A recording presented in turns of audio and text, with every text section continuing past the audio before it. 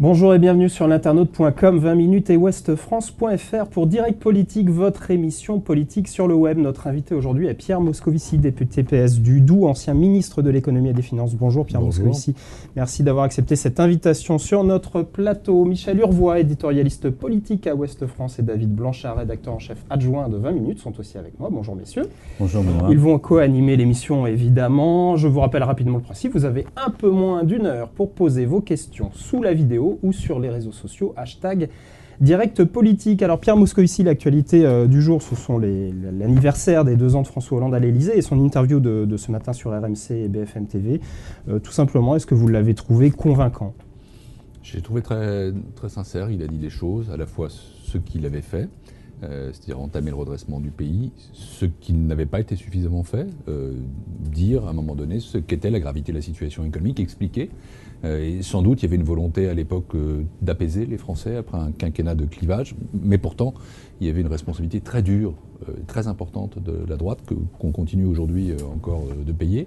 Et puis, je l'ai trouvé aussi très, très sincère pour l'avenir, très engagé dans son combat pour l'emploi. Et je sais que le président de la République est avant tout quelqu'un qui aime la France, qui aime les Français, qui se consacre à ça. On a assisté à une confrontation assez délicate avec des Français en difficulté, avec des petites retraites, des petits revenus, des impôts trop lourds. Est-ce que finalement, c'est pas ce genre d'exercice convient bien à quelqu'un qui veut représidentialiser la fonction ? C'est aussi quelqu'un qui est engagé dans l'action, qui est aux côtés des Français, qui écoute leurs difficultés. François Hollande sait ce qu'est aujourd'hui le moral des Français, ce qu'est aussi leur ressenti par rapport au pouvoir, par rapport à lui-même, et je crois qu'il a voulu s'adresser à eux directement. François Hollande a aussi exprimé des regrets. Est-ce que vous-même vous en avez ? Et si oui, lesquels ? On a toujours des regrets. Mais avant d'avoir des regrets, on a des fiertés. Moi, j'ai été pendant 22 mois ministre de l'économie et des finances, d'une gauche qui revenait au pouvoir après 10 ans d'absence. Et je regarde surtout ce que j'ai fait, pardonnez-moi, mais quand la Banque publique d'investissement a été créée, j'étais le représentant du gouvernement au banc à l'Assemblée. Quand la loi bancaire a été adoptée, qui permet de séparer les activités spéculatives des activités qui sont utiles à l'économie, j'étais là. J'ai fait en sorte que nos finances publiques s'améliorent avec une réduction très claire des déficits. J'ai lutté constamment contre la crise de la zone euro. J'ai aussi fait en sorte qu'on ait un délai de 2 ans pour pouvoir revenir en dessous du fameux seuil de 3% en termes de déficit public. J'ai beaucoup agi pour mon pays, mais des regrets j'en ai bien sûr. Peut-être moi aussi, celui de ne pas avoir expliqué assez les choses, de ne pas avoir communiqué de façon suffisamment directe, de ne pas avoir assez aussi dit ce qui était fait. J'étais tellement pris au fond dans l'action et tellement dans la loyauté par rapport à ma fonction que parfois j'ai oublié une fonction aussi du politique qui est non pas la mise en scène, mais la mise en musique. Et donc je me le reproche bien sûr, mais je suis surtout très fier d'avoir été là à ce moment-là et d'avoir permis que notre économie se modernise. Pierre Moscovici, après l'inversion de la courbe du chômage en 2013, François Hollande promet un retournement de l'activité économique désormais. Il demande aussi à être jugé à la fin de son quinquennat, mais on a quand même des internautes qui sont impatients. C'est un peu ce qui ressort des questions qu'on a reçues. On a Max, par exemple, qui vous dit « On a l'impression que le chef de l'État nous dit chaque année qu'après la pluie vient le beau temps et qu'il suffirait d'attendre. Est-ce à cela que se résume sa politique ?» Il y a une différence. L'inversion de la courbe du chômage, c'était un rendez-vous, c'était une volonté. C'était aussi un pari, il n'a pas été totalement gagné. François Hollande l'a dit ce matin. Il a dit que c'était un échec. Il a dit qu'il y avait une stabilisation, mais qu'il n'y avait pas eu de retournement ou d'inversion. Mais s'agissant du retournement économique, c'est différent, c'est un fait. Quand je regarde ce que sont aujourd'hui les chiffres de la croissance française et ce qu'ils ont été, je vois que l'année 2012 a été une année très difficile, une année de croissance nulle, avec une récession à un moment donné. L'année 2013 a été une année de croissance extrêmement faible, avec 0,3%, plus fort que dans la zone euro, mais quand même faible, et que les années qui viennent sont des années où la croissance française est reconnue comme étant à la hausse par chacun, à la fois par nos propres instituts de conjoncture, par le Fonds monétaire international, par la Commission européenne. Oui, l'économie française sort la tête de l'eau, elle est plus forte. Les 2 premières années ont été des années, encore une fois, de redressement, d'efforts pour la compétitivité, pour l'attractivité du pays, pour faire en sorte que notre économie puisse investir à nouveau. C'est le sens d'ailleurs dit que des le mesures chômage qui ont allait été prises. baisser dès la première année, alors que vous saviez, tous les économistes vous alertaient sur le fait que ce ne serait pas le cas. Non, vous sais pas, maintenu ces annonces jusqu'au bout. il n'y avait pas d'évidence. Il n'y avait absolument aucune évidence. Et évidemment, ce n'était pas du tout quelque chose qui était du cynisme, évidemment. Non, mais on avait l'impression d'une méthode couée du gouvernement qui s'auto-persuadait que ça allait mieux. Je le dis franchement, à un moment donné, on a senti venir, vous savez qu'il y a même eu un mois, qui était un mois où il est apparu que le chômage reculait. Il y a une inversion de la courbe du chômage des jeunes. Mais bon, c'est vrai que la croissance n'a pas été suffisante pendant cette année-là. Maintenant, nous sommes sur un autre temps qui est effectivement celui d'une amélioration de la conjoncture économique. Il faut la poursuivre. Ça ne se fait pas tout seul. Et l'objectif des politiques économiques qui sont menées, c'est bien d'accroître ce que les économistes appellent le potentiel de croissance de l'économie française, de faire qu'on ait 0,4, 0,5 points de plus qu'aujourd'hui. C'est d'ailleurs un objectif qui est partagé par nos grands partenaires du G20. Et c'est ça qui permettra, en effet, d'avoir des résultats sur le front de chômage. François Hollande a demandé d'être jugé à la fin de son quinquennat sur ses résultats. On a bien compris ce sur quoi il s'engageait, quelle était son obsession, quel était son combat, quel est le nôtre. Moi, je suis un député de la majorité, aujourd'hui un ancien ministre de l'économie et des finances qui peut apporter une voix. Eh bien, c'est ça qui doit nous mobiliser Monsieur complètement. Moscovici, est-ce qu'on n'a pas cru trop longtemps que pour redresser le pays, il suffisait d'augmenter les impôts? Vous-même, vous avez un peu déclenché la tempête en parlant de ras-le-bol fiscal. Je vais vous poser une question. Est-ce que finalement, il ne fallait pas faire, il y a 18 mois, ce qu'on fait aujourd'hui? Alors, d'abord, c'était extrêmement compliqué parce que quand nous sommes arrivés, nous avons trouvé des déficits qui étaient abyssaux. J'entends des commentaires, parfois ça m'énerve, de tel ou tel responsable de l'opposition d'aujourd'hui, de la majorité d'hier, qui disait il faut faire ci, il faut faire ça.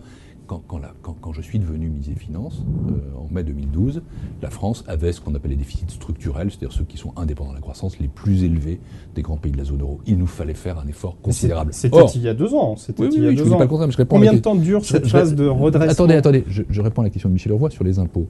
Et ce qui était possible, c'était d'augmenter les impôts pour diminuer les déficits. Nous l'avons fait de manière juste, mais en même temps, c'est vrai que ça a été perçu comme un choc fiscal. Et ce que j'ai voulu dire, moi, très tôt, quand j'ai parlé de ras-le-bol fiscal, c'est pour ça que je me tournais vers vous. Vous êtes un journaliste réputé, un éditorialiste, le plus grand quotidien français. On m'a critiqué. Mais qui avait raison? Quand j'ai dit les Français ressentent un ras-le-bol fiscal, qui avait raison? Et ce que j'ai voulu dire à l'époque, c'est moi, ministre de l'économie et des finances, je vous entends, je vous comprends. Et il faut arrêter ça. Et il faut en effet faire en sorte que désormais, la pression fiscale cesse de s'accroître, puis diminue. Donc vous aviez raison avant les autres. Mais je le pense. Oui, absolument. Alors, à l'époque, j'ai été critiqué, mais au nom de quoi? Par les socialistes. Mais est-ce qu'on aurait voulu l'augmenter encore, la pression fiscale? Ça n'avait pas de sens. Et est-ce qu'il était mauvais que ce soit le ministre des Finances qui le dise? Non, c'était bien que ce soit le ministre des Finances qui le dise. Et pourquoi? Parce qu'il était précisément, j'étais le responsable de l'économie française, et je disais aux Français, je vous ai compris. Donc, je sais ce que vous ressentez.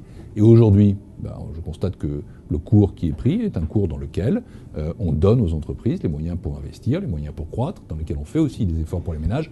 Et je dis, tant mieux. Il est important que les prélèvements obligatoires reculent dans ce quinquennat. Et c'est pour ça que désormais, l'effort est fait par des économies sur les dépenses publiques. On y vient, on va baisser les impôts par notamment un plan d'économie de 50 milliards qui a été annoncé. Alors ce plan procède principalement par un gel des prestations sociales qui est une mesure douloureuse pour une grande partie des Français, mais ce gel ne pourra pas durer indéfiniment, c'est donc une mesure de court terme, de moyen terme. Je vous arrête tout de suite. Parce que moi, je me suis fixé certaines règles par rapport à ce que je suis. Je ne suis plus ministre de l'économie et des finances. Alors vous l'étiez. Est-ce que les réformes structurelles, donc vous êtes libre de votre parole. Non, c'est pas ça que je veux dire. Question. Je ne le suis plus. Je ne suis pas le porte-parole du gouvernement. Je suis un député qui revient à l'Assemblée aujourd'hui, et je veux garder une parole qui est libre, mais qui est aussi une parole qui n'est pas de commentaires de tout. Question et donc, ce que je me contenterai de vous dire, c'est que il faut en effet faire 50 milliards d'euros d'économies. Le gouvernement a choisi les voies et moyens qu'il considérait comme expédients, et il a raison. Et si j'avais été député, j'aurais évidemment voté le programme de stabilité, parce que c'est ce que font toutes les grandes économies occidentales, et parce que nous avons, nous, 57% de prélèvements obligatoires dans le PIB, à l'évidence, réduire à 54%. Pourquoi Pierre Moscovici ne pas avoir réformé plus en profondeur l'assurance chômage, les retraites, même s'il y a eu une réforme, ou la fiscalité? C'était dans le programme de François Hollande, une grande réforme de la fiscalité. On regardera encore une fois ce qui était dans le programme, ce qui est fait. Beaucoup de choses ont été faites. Michel. Malgré cet effort, les spécialistes considèrent qu'il manque plusieurs milliards, autour de 25 milliards, notamment pour permettre une baisse effective des impôts pour l'ensemble des Français. Est-ce qu'on ne risque pas, en jouant trop sur le pouvoir d'achat, sur le gel des prestations, sur le gel des investissements dans les collectivités, de freiner la croissance, voire de la casser? Je pense que l'effort que demande le gouvernement est un effort équilibré, qui précisément veut préserver l'investissement et qui est attentif au pouvoir d'achat, notamment des plus faibles. Et si je pense à toute une série de dispositions qui ont été prises sur le pouvoir d'achat dans la fonction publique pour les catégories C et le bas de la catégorie B, qui sont ceux qui ont les salaires les moins importants. Quand je pense aux clauses de revoyure, quand je pense aussi aux efforts qui seront faits pour les ménages, je sais que le gouvernement a ça en tête. Mais Bruxelles, hier, a de nouveau tapé sur les doigts de la France en disant que la réduction du déficit à 3% n'était pas pour demain, qu'on allait aller vers du 3,9 cette année, du 3,4 au mieux l'année prochaine. Est-ce que c'est pas un désaveu pour Encore une fois, je ne suis pas le ministre de l'Économie et des Finances, c'est Michel Sapin maintenant qu'il est. Mais j'ai noté qu'il avait dit qu'il s'engageait dans ce sens-là, qu'il y a une détermination qui est très forte. Et chacun sait aussi, et d'ailleurs la Commission l'a reconnu elle-même, que les chiffres qu'elle a donnés ne tenaient pas compte complètement du plan d'économie qui a été annoncé. Donc il y aura une discussion entre la France et la Commission européenne. Mais vous savez, ce qui compte avant tout, vous dites 3,4, 3%, ce sont deux chiffres différents, évidemment. Et 3% sont un engagement.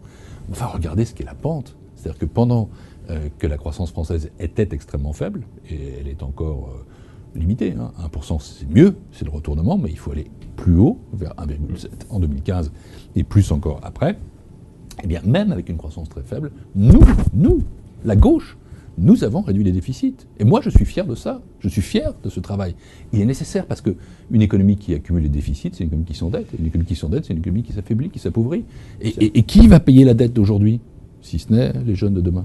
Pierre Moscovici, on et va j'accuse Nicolas Sarkozy, les gouvernements de l'époque, d'avoir endetté le pays de manière massive, d'avoir pendant 5 ans mené une politique qui a été calamiteuse. Je me souviens de François Fillon, je ne veux pas m'acharner sur lui. Je n'ai rien Mais vous avez de déjà personnel. critiqué François Fillon hier. J'ai réagi avec un peu de liberté, parce que ça suffit les leçons. Ça suffit les leçons. Aujourd'hui, si la gauche mène ce travail de redressement, c'est quand même parce que les gouvernements précédents ont laissé la dette croître de 600 milliards d'euros. Mais 2 ans après, 600 milliards d'euros pendant un quinquennat. 2 ans après, dire c'est la faute aux autres, est-ce que c'est encore crédible? Mais vous savez, c'est la vérité, tout simplement. Et c'est une vérité qui marque. Mais les Français, ils n'entendent plus ça. C'est une vérité qui... chose. Mais ils ont raison d'entendre autre chose. Je dis simplement que ceux qui, aujourd'hui, parce que ça fait partie du débat politique, ont mis le pays dans la panade, ne doivent pas donner des leçons à ceux qui le redressent. Alors, avant de parler de l'Europe et ça, c'est pas aux Français que je parle seulement. Pierre Moscovici. C'est aux responsables de la droite qui ne se comportent pas toujours avec justement l'esprit de responsabilité d'hommes d'État. Après tout, ils sont nombreux à prétendre à je ne sais quel avenir dans la République. Bah quand même, François Hollande ce matin, il l'a reconnu, un certain nombre de choses qui n'ont pas fonctionné comme il le souhaitait. Je pense qu'il y aurait de la décence, de la pudeur de la part de certains responsables de droite à dire aussi qu'ils ont une responsabilité dans l'état du pays. Et d'ailleurs, ça les rendrait plus crédibles. Parce que la droite, manifestement, n'a pas encore traité son propre bilan. On veut encore évoquer quelques questions économiques avant de parler de l'Europe. On veut évoquer notamment le dossier Alstom. Dans le dossier Alstom, Arnaud Montebourg est furieux, je résume, de ne pas avoir été informé de la cession de la branche énergie à General Electric. Il a même parlé de Patrick Cron, le PDG d'Alstom, comme un menteur. On ne va pas vous poser de questions sur ce que fait Arnaud Montebourg aujourd'hui, évidemment, mais vous qui étiez à Bercy il y a encore un mois à peine, est-ce que vous étiez, vous, au courant de cette session? Parce qu'elle devait déjà être programmée, personne ne peut imaginer que... Non, mais je savais depuis longtemps, comme beaucoup, que General Electric avait, à un moment donné, l'intention de faire une offre. Je ne savais pas que des négociations étaient conduites, pour cause, mais voilà. Donc dire aujourd'hui que l'État n'était pas informé, c'est quand même assez étrange. Non, parce qu'il y a une différence entre savoir qu'il y a une intention, un intérêt, et puis savoir que quelque chose est engagé. Encore une fois, moi, je ne suis pas aujourd'hui aux affaires. Mais il y a une chose que je voulais dire. assez directement. C'est ce que j'allais dire. Il y a une chose que je voulais dire sur ce dossier. Géographiquement, il y a une chose que je voulais dire sur ce dossier, c'est qu'effectivement, je le connais à la fois comme ancien ministre de l'Économie et des Finances, je le connais comme élu d'une région. Le pays de Montbéliard qui se trouve à 15 km de Belfort. Je connais le site de GE et Alstom à Belfort, qui est d'ailleurs l'ancien site de ce qu'on appelait l'Alstom à l'époque. C'est un site historique et les deux entreprises sont sur le même site et cohabitent. Bon, je pense que la bonne façon de prendre ce dossier, c'est celle avec laquelle le traite le président de la République, c'est-à-dire de se poser quelles questions. 1, où sont les centres de décision? 2, où sont les sites de production? 3, que deviennent les emplois. Et le critère doit être celui-là, plus, bien sûr, la synergie avec l'entreprise Alstom, et enfin, eh bien, l'indépendance énergétique du pays. Et je pense que c'est à travers ces critères-là que ce dossier va être traité, et je pense que c'est à travers ces critères-là qu'il va aboutir, et qu'il aboutira, je l'espère bien, parce que vous me parliez comme élu local, même si c'est pas ma circonscription, c'est quand même mon territoire. Ça J'y touche suis vraiment attaché. votre circonscription. Oui, complètement. Et j'ai été au vœu chez Alstom à la rentrée, et aussi chez General Electric, c'est des gens que je connais bien. Et ce que je souhaite, c'est que, encore une fois, l'emploi. Le président disait ce matin, c'est l'emploi son obsession, mais c'est l'emploi qui doit être le critère de jugement ultime sur cette affaire. Alors, en tant qu'élu local d'un côté et européen convaincu de l'autre, vous préférez quoi comme solution? Un accord avec Siemens qui coûterait socialement cher, mais qui serait européen, ou un accord avec General Electric, peut-être plus prometteur, mais avec... Il me semble que je vous ai répondu, parce que le seul critère, ça doit être l'emploi. Donc c'est General Electric. Non, encore une fois, je ne suis pas dans le dossier. On ne peut pas avoir été, on peut voir tous les inconvénients à la fois. Mais ce que je veux dire, c'est que le critère de jugement de ceux qui sont aujourd'hui en responsabilité, ce doit être, et je n'ai aucun doute que ce sera l'emploi. Et de ce point de vue-là, l'Européen convaincu, fervent, vraiment engagé que je suis, souhaite toujours des solutions européennes. Mais il faut que la solution européenne, si elle existe, crée des emplois. Et l'autre solution, si elle est plus créatrice d'emplois, elle doit être considérée. Donc il ne faut pas avoir là-dessus un regard qui est uniquement, pour le coup, oui, l'Europe, bien sûr, mais il faut construire une Europe qui ait du sens en termes d'emploi. Dernière question sur l'industrie, Lafarge en Suisse, Publicis aux Pays-Bas, même si ce n'est pas tout à fait l'industrie, PSA en partie en Chine, sans parler d'Arcelor qui a été noyé par Mittal. Qu'est-ce qu'a raté le gouvernement Ayrault en termes de redressement productif? Je ne dirais vraiment pas les choses comme ça. Il n'y a pas de délocalisation massive, contrairement à ce qui est dit, ni des cerveaux, ni des sites de production. Et je prends un exemple, parce que c'est ce que j'ai traité moi. Je vais parler de ce que j'ai fait, comme disait le ministre des Finances. Eh bien, PSA, non, n'est pas en Chine. Grâce à l'action que j'ai menée avec mes équipes, et je l'ai fait avec, bien sûr, le président, le Premier ministre de l'époque, eh bien, PSA est une entreprise française. C'est une entreprise qui a un actionnaire familial, qui reste important. C'est une entreprise où l'État est entré, et c'est une entreprise où il y a maintenant un actionnaire chinois. Mais on évoquait une seconde J. Sur PSA, qu'est-ce qui a été ma préoccupation à l'époque? C'est de faire en sorte que le site de production soit garanti, qu'il y ait des véhicules qui soient produits dans les usines françaises, que les emplois soient maintenus. Et je pense que c'est la bonne façon de traiter ces dossiers-là. Il ne faut pas le faire avec des ornières idéologiques, mais avec... Au capital, elle doit être pérenne ou c'est juste temporaire? Elle est solide. L'État est là comme un investisseur avisé. Il est là pour aussi assurer l'ancrage. Mais doit-il faire comme l'État américain qui est rentré au capital de General Motors à un moment donné, avant d'en sortir assez vite une fois que l'entreprise était redressée, ou est-ce que c'est un investissement pérenne? C'est un investissement qui est solide. Pas forcément définitif pour l'éternité, mais il est très solide. On va passer aux européennes. Je le rappelle, les européennes ont lieu le 25 mai. C'est bon de le rappeler de temps en temps. C'est très important parce que c'est dans 3 semaines. C'est dans 3 semaines. Il faut s'y mettre parce que l'intérêt des Français... Et on a quand même des questions d'internautes qui s'intéressent aux européennes et notamment à votre cas personnel qui, lui, est plutôt pour l'après-élection. Marc vous demande pourquoi redevenez-vous député du Doubs? Vous avez repris votre siège hier à l'Assemblée. Pourquoi redevenez-vous député alors que vous souhaitez ouvertement devenir commissaire européen après les européennes? D'abord, c'est la Constitution, tout simplement. Il n'y a pas de choix. Contrairement à ce que les gens s'imaginent, c'est pas je redeviens député ou je ne redeviens pas député. Si un ministre qui n'est plus ministre ne reprend pas son siège, à ce moment-là, il est réputé démissionnaire et il y a une élection partielle immédiatement. Non, mais on n'a pas le choix qui pouvait exister auparavant entre je reviens pas, je laisse mon suppléant. Non. Donc il y a une sorte d'obligation, sauf à se dire je quitte la politique et puis débrouillez-vous, ce qui n'est pas mon cas. Je suis un responsable politique, je suis un responsable politique engagé et je le resterai quoi qu'il arrive.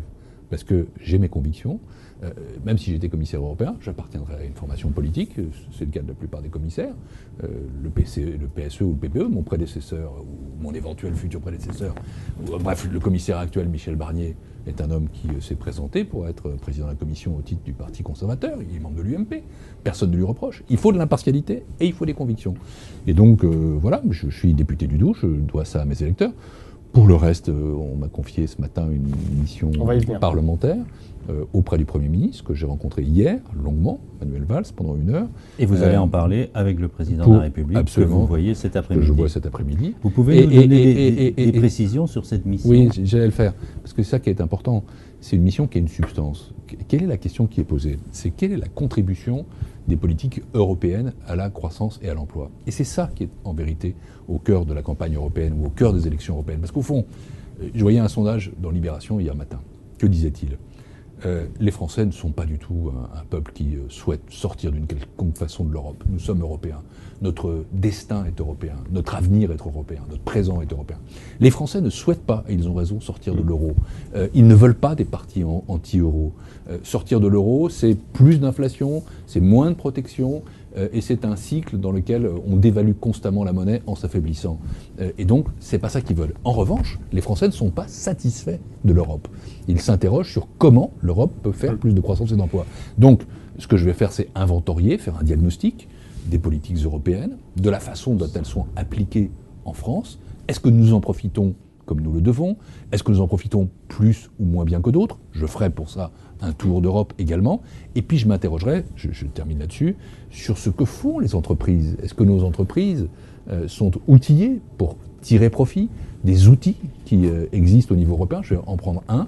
C'est la Banque européenne d'investissement qui investit en France, qui est passée des conventions avec la Banque publique d'investissement, des conventions avec la Caisse des dépôts et consignations. Mais est-ce que ça descend en bas? Quand François Hollande a été élu, on a à l'époque proposé à l'Europe, vous voyez, je suis trop passionné sur ce sujet-là, un pacte pour la croissance et l'emploi avec 120 milliards d'euros.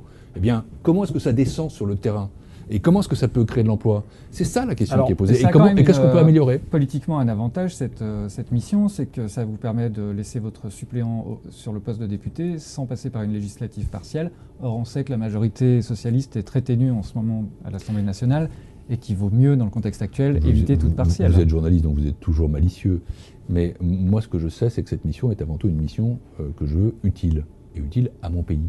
Et utile à l'Europe. C'est comment est-ce qu'on peut faire mieux avec l'Europe? C'est ça la question.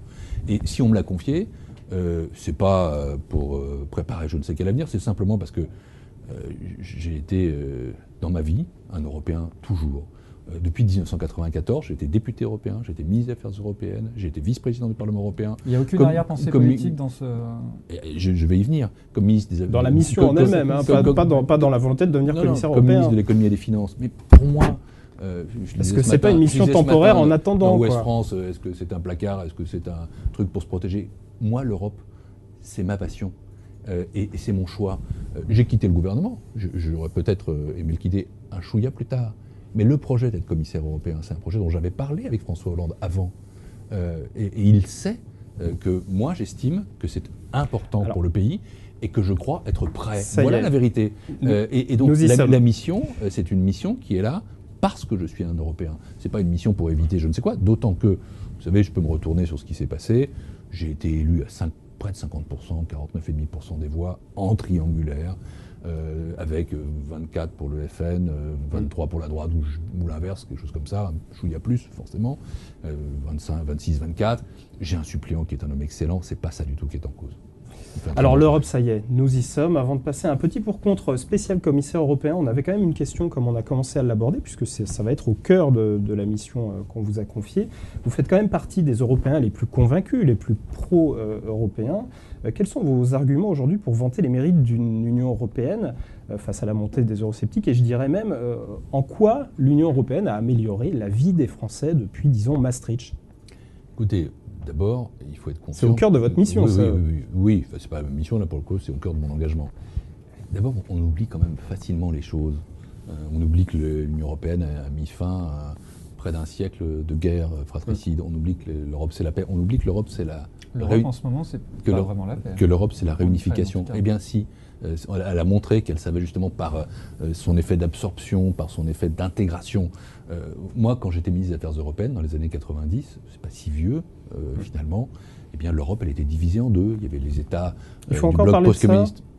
Vous dites comme Alain Juppé qu'il faut parler de l'Europe de manière affective, quoi. Dire que l'Europe, c'est la paix. Non, mais je pense qu'il faut aussi rappeler des choses qui sont des choses historiques. Parce que vous m'interrogez sur ce qu'elle a pu apporter. Depuis Maastricht, qu'est-ce qu'on a vu? La paix, la réunification. Aujourd'hui, quand vous êtes à Prague, quand vous êtes à Varsovie, quand vous êtes à Budapest, même si le régime est un peu particulier, ce sont des pays qui sont des pays européens. Et l'Europe, c'est cette intégration économique entre nous. 70% des échanges économiques sont des échanges intra-européens. Quant à l'euro, moi je maintiens qu'il nous a très fortement protégés. Vous savez, j'essaie d'imaginer parfois une situation dans laquelle nous n'aurions pas l'euro. Qu'est-ce qui se passerait aujourd'hui ? Il y aurait des spéculations contre le franc, pour le mark, contre la lire.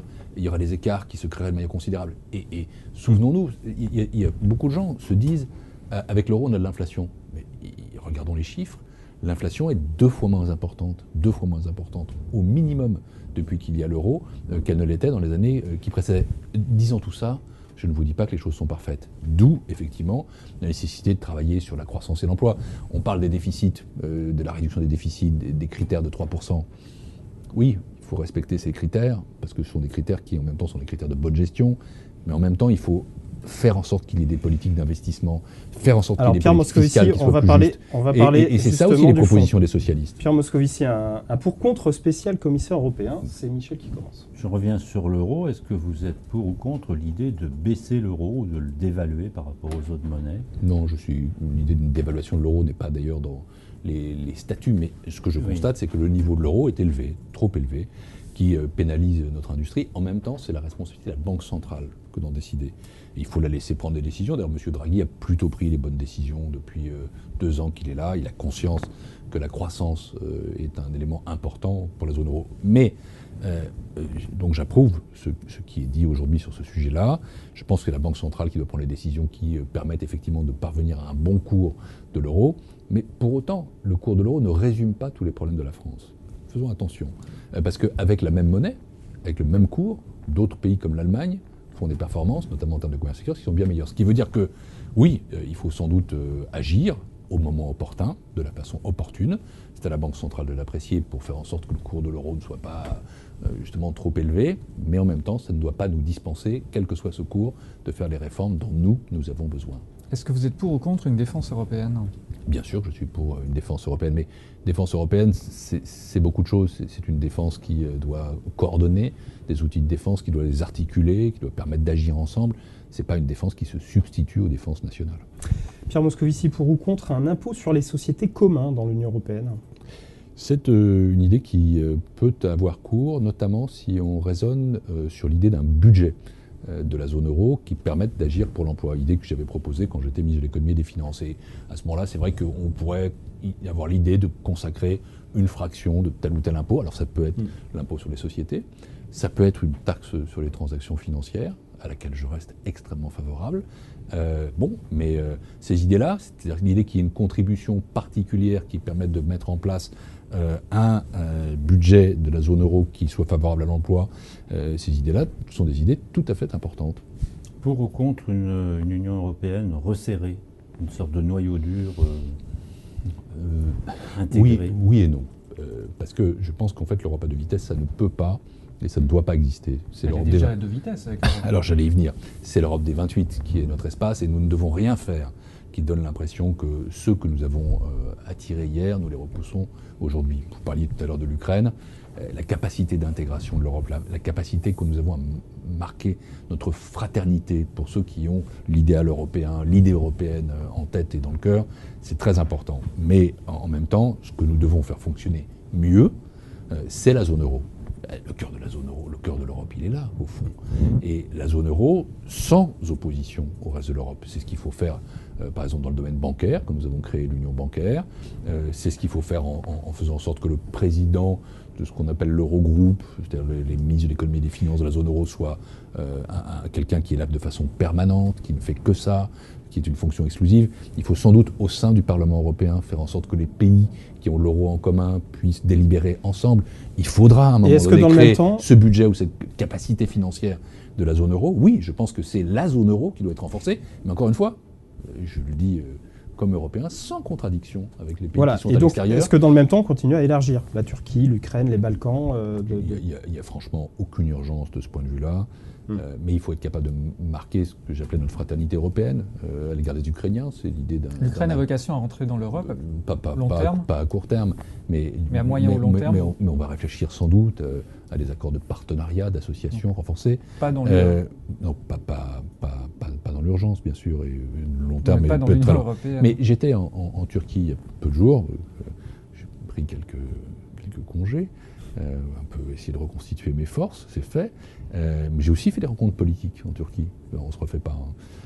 Et avec des intellectuels. C'est un pays extrêmement compliqué. Mais nous sommes en négociation avec la Turquie. Et comme l'a dit François Hollande quand il est allé en Turquie, à Ankara et Istanbul, il faut négocier de bonne foi. Ça prendra très longtemps, mais on verra à l'issue ce qui se produit. Et rapprocher la Turquie de l'Europe, en toute hypothèse, c'est une bonne chose, quelle que soit l'issue de la négociation. Une question de Georges. Oui, Georges vous demande pourquoi on doit se soumettre au diktat de Bruxelles. Alors j'ai envie de la prolonger, parce que vous faites partie des socialistes qui demandent de revoir les traités, dont le déficit à 3% en temps de crise notamment.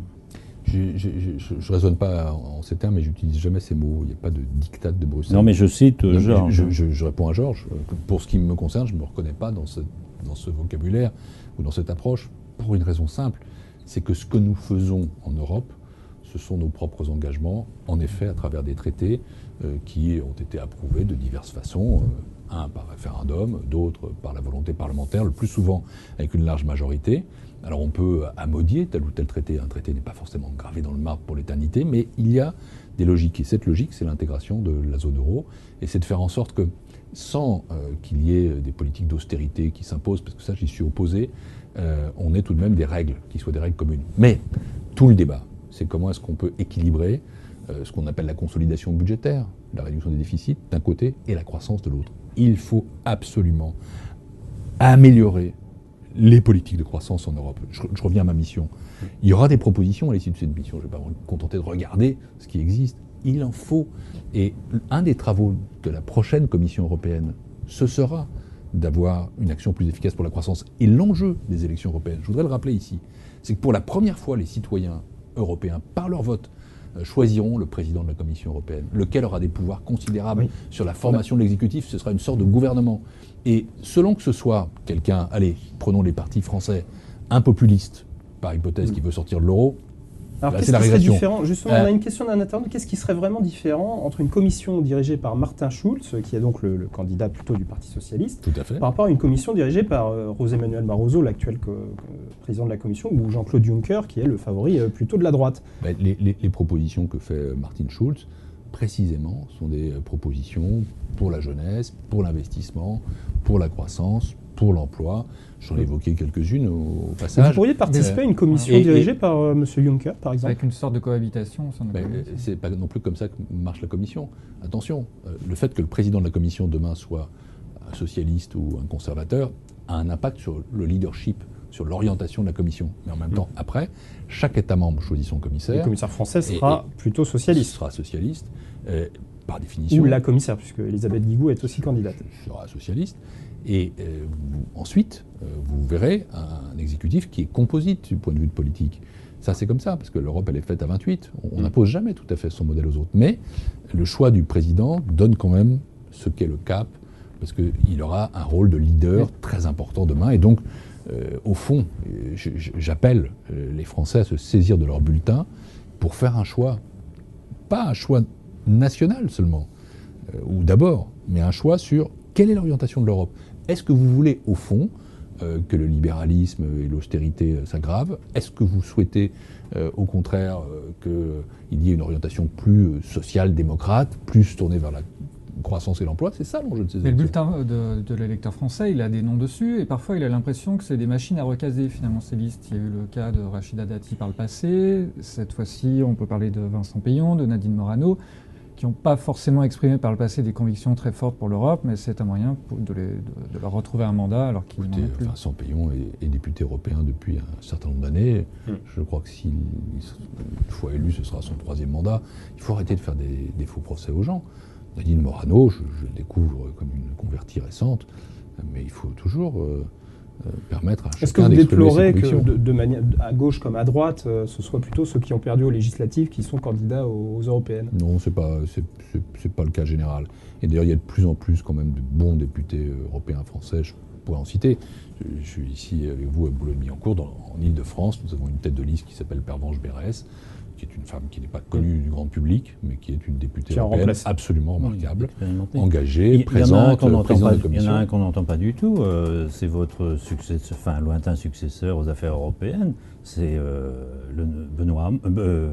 Harlem Désir. Mais il vient d'arriver.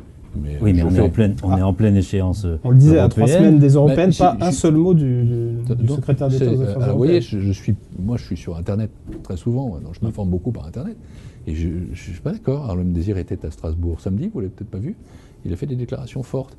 Mais vous savez, ce qu'il faut surtout, c'est que cette campagne mobilise tout le monde. Moi, ce qui m'inquiète, c'est ça. Et je veux lancer ici un appel à la mobilisation, parce qu'au fond, à quoi assiste-t-on depuis 30 ans? Un déclin constant des taux de participation aux élections européennes. Il était à peine de 40% la dernière fois. Mais vous savez, il y a une absurdité. Je peux en témoigner. J'ai été député européen. J'ai même été vice-président du Parlement européen. J'ai été, et je suis à nouveau, depuis 2 jours, député français. Eh bien, le Parlement européen a des pouvoirs de plus en plus importants, considérables. Et contrairement à ce qui existe au Parlement national, il n'y a pas de majorité. Donc, un parlementaire fabrique sa majorité d'idées. Quand j'ai été rapporteur pour l'adhésion de la Roumanie à l'Union européenne, mon pays d'origine par ailleurs, lointain, enfin celui de mon père, eh bien, j'ai dû batailler pour convaincre pas seulement mon camp politique, les socialistes, mais les conservateurs et les libéraux, pour obtenir une majorité, et une majorité qualifiée. C'est un travail passionnant et important. Quel paradoxe y a-t-il à laisser ou à envoyer à Bruxelles et à Strasbourg des gens qui ont un pouvoir considérable sur nos vies sans voter? Donc je dis, si vous voulez que le Parlement européen corresponde à vos idées, à vos idéaux ou à vos conceptions de l'Europe, allez voter. Et donc, ça vaut pour Harlem, ça vaut pour moi, ça vaut pour tout le monde. C'est faisons campagne. Ce soir, je serai à Cholet, dans Maine-et-Loire, parce que je fais campagne. Et puis, je ferai de nombreux débats télévisés. Je ferai aussi plusieurs déplacements ici et là, parce que je souhaite qu'il y ait un taux de participation plus élevé que la dernière fois. C'est un enjeu L'appel décisif. est lancé. L'appel est lancé. Il nous reste 5 minutes à peu près. On va passer à la dernière séquence de cette émission. Ce sont les questions d'actualité. C'est très simple. On prend les actualités qui sont passées cette semaine. On élargit un petit peu le champ et on vous demande votre avis. Donc à l'échelle de la semaine, alors la semaine dernière, ça a été le vote du pacte de stabilité arraché par Manuel Valls. Est-ce que autour de ce pacte, autour de l'Europe, autour de la crise, est-ce qu'on n'est pas en train de voir plus que jamais 2 partis socialistes? Non, il peut y avoir des débats, il y aura des dialogues, ça c'est certain. Mais il y a des conceptions très différentes quand même. Oui, mais ce qui compte au final, c'est qu'il y ait une majorité sur les grands textes. Ce n'était pas le choix le plus facile, c'était un choix structurant. Parce que vous savez, au fond, dans ce programme de stabilité, tel qu'il a été voté, il y a toute la fin du quinquennat. C'est-à-dire que tous les engagements sont pris pour 2015, 2016, 2017. Des engagements sont pris sur les économies comme sur les dépenses. Des engagements sont pris sur l'Europe. Et donc ce vote s'est déroulé comme il s'est déroulé. Il y a eu un effort de conviction qui a été fait. Il n'y a pas eu de vote socialiste contre. Et ce qui compte maintenant, c'est de mettre en œuvre le programme de stabilité, et c'est de se rassembler pour les socialistes. Il faut que les socialistes comprennent que s'ils ne sont pas rassemblés, si nous ne sommes pas rassemblés, je suis socialiste, je ne vais pas leur parler de l'extérieur, eh bien il n'y a pas d'avenir. Or, moi je pense qu'il y a un intérêt supérieur du pays à ce que d'abord ce président François Hollande réussisse. Nous sommes aujourd'hui le 2e anniversaire de son élection, à ce que cette majorité réussisse, à ce que ce gouvernement réussisse, et à ce que tout simplement, en 2017, la situation de l'économie, la situation de l'emploi soit meilleure, la justice sociale ait fait des progrès, et aussi que l'idée européenne bien se soit réinstallée dans le cœur des Français et dans leur tête. Pour continuer sur la notion de rassemblement, le 1er mai, donc, il y a eu les traditionnels défilés des syndicats, cette année en ordre dispersé, il y a eu assez peu de monde finalement dans les rues. Est-ce que se pose pas aujourd'hui encore plus la notion de représentativité des syndicats, et est-ce que ça pose pas problème au moment de mener les dialogues sociaux? Est-ce qu'on peut imaginer d'autres moyens? Je ne suis pas Jean-François Copé qui a critiqué les syndicats il y a quelques jours. Je respecte les syndicalistes, je respecte le pluralisme syndical, et je voudrais noter que depuis 2 ans, il y a des progrès considérables dans le dialogue social. De grands accords ont été passés, de grands accords, je pense notamment... Pour autant, est-ce qu'on ne peut pas se poser la question si je ce pense sont notamment toujours à les l'accord, bons interlocuteurs? je pense notamment à l'accord sur le marché du travail qui est mis en œuvre. Je pense aussi à l'accord sur les contrepartie du programme de responsabilité qui donne des avantages aux entreprises, mais elles doivent rendre ça à la France en termes d'investissement et d'emploi. Donc non, il y a une méthode qui est celle du dialogue social, les interlocuteurs qui sont ce qu'ils sont, et c'est pas aux politiques de décréter de l'extérieur ce que doit être le paysage syndical. En revanche, je constate qu'il y a une maturité, une capacité à dialoguer qu'il faut cultiver. Pierre Moscovici, on voulait vraiment terminer par l'Ukraine, parce que ça aussi c'est une info de la semaine, c'est l'info notamment du week-end. Ce sont des violences dans l'est du pays et dans le sud du pays, à Odessa, à Slaviansk. L'Union européenne, puisqu'on en a un peu parlé pendant l'interview, vous avez dit que c'est encore la paix aujourd'hui, mais est-ce qu'elle est encore suffisamment audible dans ce dossier? On a l'impression que les négociations avec Vladimir Poutine, notamment, sont menées par Angela Merkel directement et Barack Obama. Où est l'UE dans ce dossier? L'UE est présente. Où est Madame Ashton, par exemple? L'Union européenne, c'est à la fois un ensemble, et c'est une voix, qui est celle de Madame Ashton, qui est présente, qui passe sur le terrain, qui se débloque, qui s'exprime, mais c'est aussi des chefs d'État et de gouvernement. Angela Merkel le fait. Angela Merkel, c'est vrai, a vu Barack Obama ce week-end. François Hollande s'est exprimé ce matin et il a dit notamment qu'il était très important que Vladimir Poutine entende les voix de la communauté internationale et respecte les élections du 25 mai. Et qui exige qu'il y ait des élections, parce que c'est inadmissible d'entendre dire ici ou là il n'y a pas d'autorité à Kiev et dans le même temps de ne pas souhaiter qu'il y ait des élections. Donc il faut que la démocratie passe. Les élections ne viendraient pas finalement accélérer la partition du pays? Non, parce qu'elles donneront une légitimité. Les élections ne sont jamais une mauvaise chose. Il y a une espèce de phénomène là de fait de poule. On dit voilà, il n'y a pas d'institution démocratique, représentative ou légitime, donc nous avançons. Et dans le même temps, on n'accepte pas qu'il y ait des élections, donc il n'y a pas d'institution légitime. Et donc ça, on s'enfonce. Les élections sont un moment très substantiel pour retrouver de la légitimité. Écoute beaucoup le souhait de l'Union européenne. Il faut continuer à parler, s'exprimer, faire pression, évoquer, ça a été dit aussi, des sanctions, elles sont là. Et je pense que la diplomatie française, comme la diplomatie européenne, font ce qu'elles doivent. Ce sera le dernier mot de cette émission. Merci encore Pierre Moscovici d'être revenu sur ce plateau. Merci Michel, merci David, à vous d'avoir été là également. Merci à vous de nous avoir suivis. Je vous donne rendez-vous la semaine prochaine. Notre prochaine invitée est Marielle de Sarnez, tête de liste centriste en Ile-de-France, à la même heure et au même endroit. D'ici là, restez connectés.